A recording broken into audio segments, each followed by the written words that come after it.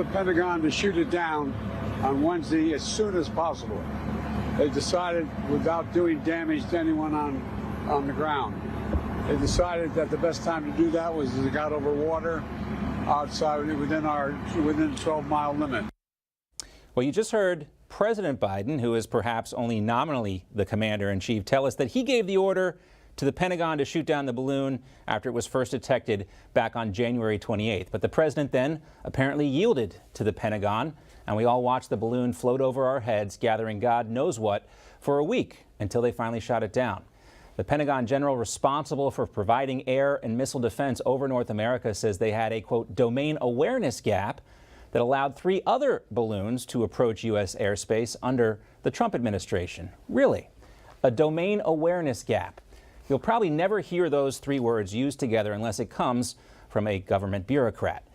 White House National Security Advisor Jake Sullivan, also a bureaucrat, who's also been accused of politicizing other false national security narratives like Trump colluding with the Russians, claims that past surveillance balloons were only found because at the beginning of this administration, President Biden directed the defense and intel communities to, quote, increase both our vigilance to detect Chinese efforts to spy against the United States and these balloons. And then they found these reports somewhere this week. Weird, right? Especially after everything we've already learned about the China's connections to the Penn Biden Center and the Biden family's business deals with CCP-linked investment banks. It's also weird because basically every high-ranking Trump administration official has been saying they had no previous knowledge, of these reports about Chinese spy balloons. The officials included former Defense Secretary Mark Esper and former National Security Advisor John Bolton, both of whom have had no trouble criticizing their former boss on other matters. I will say this, if there was any actual knowledge that these balloons were over the United States and higher authority wasn't told, that's a serious problem. So what really happened? Did NORAD and the Pentagon keep hiding these old spy balloon reports because they were scared of Donald Trump's reaction? It's plausible. General Mark Milley, chairman of the Joint Chiefs of Staff, has previously defended 2 calls that he made to his Chinese counterpart behind President Trump's back by claiming that he was simply responding to concerning intelligence that Beijing was worried about a U.S. attack. Others, including President Trump, see the calls as the Pentagon undermining the commander-in-chief. Now, General James Mattis, President Trump's first defense secretary, once called his former boss a, quote, threat to democracy.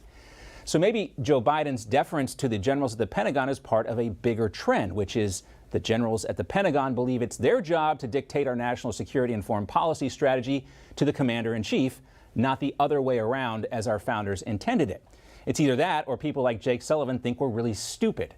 Sullivan expects us to believe that President Biden both initiated a new aggressive anti-Chinese balloon vigilance strategy because his predecessor missed the threat, while also expecting us to believe that President Biden waited 5 full days after this balloon was first detected to deliver the order to shoot it down. To quote President Biden himself, come on, man. This is the same person who famously advised President Obama not to send SEAL Team 6 in to kill Osama bin Laden in Pakistan. The man who, according to President Obama's former defense secretary, Bob Gates, quote, has been wrong on nearly every major foreign policy and national security issue over the past 4 decades. And suddenly, we're supposed to believe he got one right? So yeah, it's hard for anyone, I think, to fully believe that President Biden is in command of the U.S. military. And it's getting harder every single day. Let's talk about this now more with retired U.S. Army Lieutenant Colonel Tony Shaffer. He is the president of the Sentinel Project and a former Trump campaign advisor. Also with us, retired Brigadier General of the U.S. Air Force, Blaine Holt. Great to see you both. Hey, good to see you, John. So, who is the commander-in-chief, Tony? So what's obvious to me is there's a notable absence or lack of action between the flash to bang. That is to say, there's an event and it takes like a long time to get a reaction. Presidents I've worked with and advised just saying, don't have that problem. You have an event, you have a very quick, very rapid decision process that's in place, and you take action. Let me drop a couple of hard truths on your audience, John. First, this whole narrative was created to show artificially that Biden's strong. You just said Jake Sullivan putting out all this malarkey, to use a Biden term. Let me translate this term, domain awareness gap. That is bureaucracy for I'm lying to you. The general's lying. There was no incidents.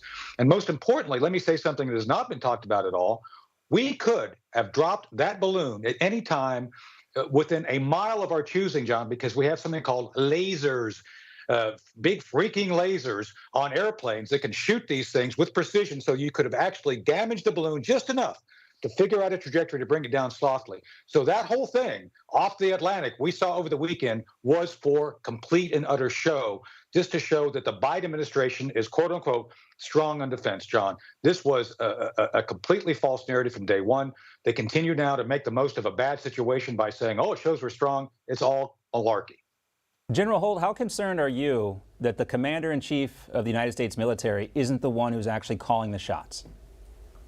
I'm very concerned. I am very concerned. So, and this goes back further into the Trump administration, because you have an assertion made, an alarming assertion that this had happened 3 times in the past during the Trump administration, yet every single civilian leader on that national security team, sans maybe 1 or 2, said, no, that never happened. I was availed of all the intelligence and it didn't happen. So if that's correct, if what they're saying is true, well, then we've got a monster investigation to get to, because we've got actual dereliction of duty and not respecting the civilian control of the military. And then to Tony's point, look, there's just too many good sources out there that'll tell you, and I understand what NORAD's capabilities are. We knew when that thing took off. We knew where it took off. We knew when it came over. There was no gaps. That's just nonsense.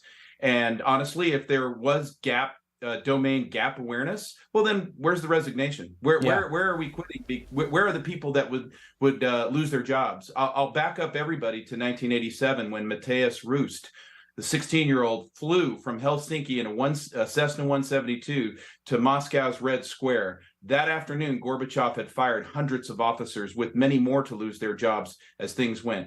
This national security team has not been held to account since they took their seats. Jake Sullivan is right there front and center for having presided over disaster after disaster after disaster. When did we get butts in seats, and when do we get to ask them, what are they doing in our name with our $1 trillion a year in national security money?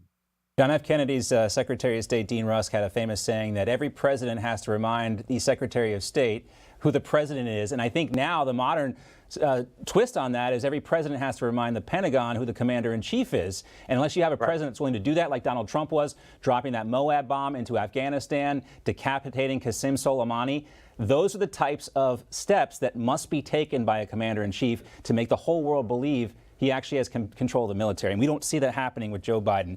I also want to talk about something that I consider kind of adjacent to the balloon story, and that's TikTok. We now have Texas Governor Greg Abbott joining South Dakota and South Carolina and Maryland, now banning the use of TikTok on government-issued devices. Abbott says it's a giant security risk. We know this. Everyone knows this, except Karine Jean-Pierre at the White House. Here she is. I'm just not going to get ahead of it. As we know, there's a review currently happening, but we take this very seriously. And as I said, the Biden administration has never allowed TikTok on the White House devices. Is it a national security risk? Again, I'm just not going to. There's a review happening by CFIUS. I'm just not going to get ahead of that. I do remember the White House, or maybe it was, they can say this because it was the campaign putting out a bunch of TikTok videos for Joe Biden, but also this was the president talking about TikTok.